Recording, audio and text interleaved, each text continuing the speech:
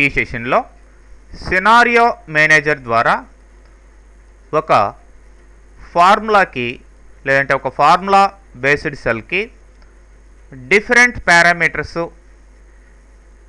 మారుస్తూ ఉన్నప్పుడు ఆ యొక్క ఫార్ములా బేస్డ్ సెల్లో ఎలాంటి రిజల్ట్ వస్తుందో మనం చెకప్ చేసుకునేదానికి సినారియో మేనేజర్ ద్వారా డిఫరెంట్ సినారియోస్ని క్రియేట్ చేసుకొని మనం చెకప్ చేసుకొని చూసుకోవచ్చు.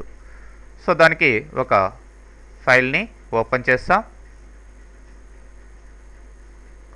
సినారియోస్,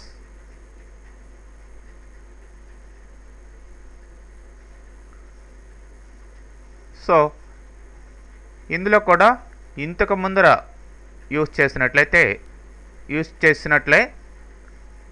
పిఎంటీ ఫంక్షన్ని యూజ్ చేయడం జరిగింది.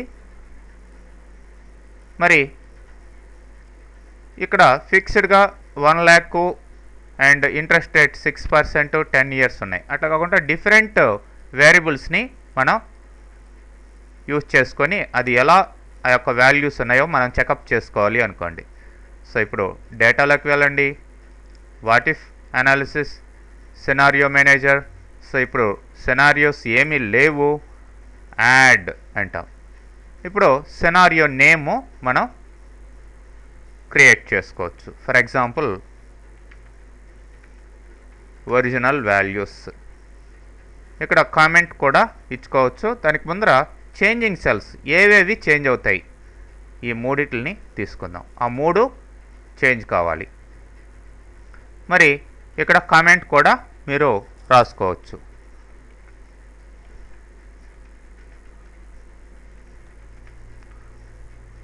ఓకే, మరి ఒరిజినల్ వాల్యూస్ డైరెక్ట్గా ఇవే వచ్చాయి, సో అవే ఉంచేద్దాం. ఓకే అనివ్వండి. సో ఒక సినారియో క్రియేట్ అయింది. మరి ఇంకొక సినారియో యాడ్ అనండి. Scenario name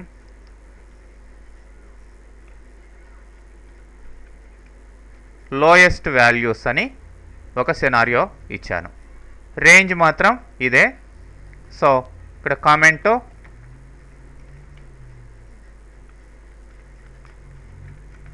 lowest values.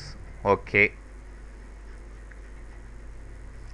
ఇప్పుడు ఇక్కడ వాల్యూస్ మార్చాను.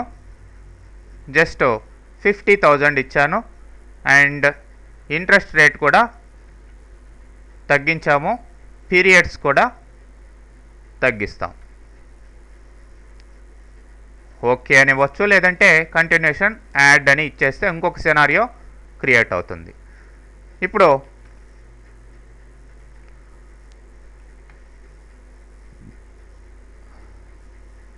హైయెస్ట్ వాల్యూస్ కామెంట్ చేంజ్ చేయండి.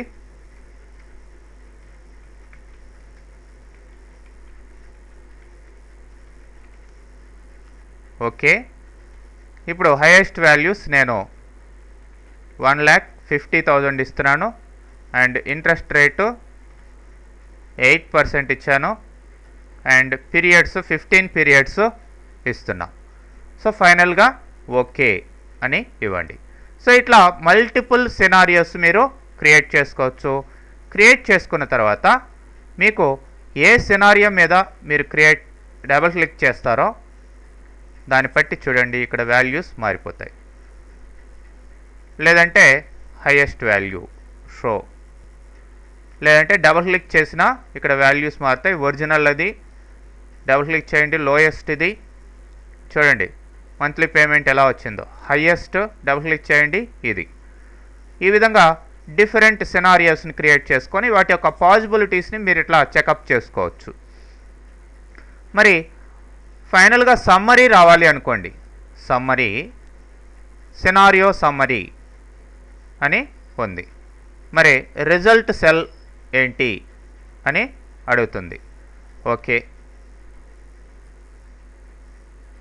ఫైనల్గా ఓకే ఇచ్చినట్లయితే మనకి 3 పాసిబిలిటీస్ ఇచ్చాం. ఇట్లా 3 పాసిబిలిటీస్లో ఇట్లా మనకి చూడండి current value, original value, lowest value, highest value. వాటి యొక్క పర్సంటేజెస్, వాటి యొక్క రిజల్ట్స్ ఈ విధంగా రావడం జరిగింది. ఓకే, ఇట్లా సినారియో సమ్మరీ చూడొచ్చు. కావాల్సింటే ఈ సమ్మరీని కూడా ఫైనల్గా ప్రింట్అవుట్ తీసుకోవచ్చు.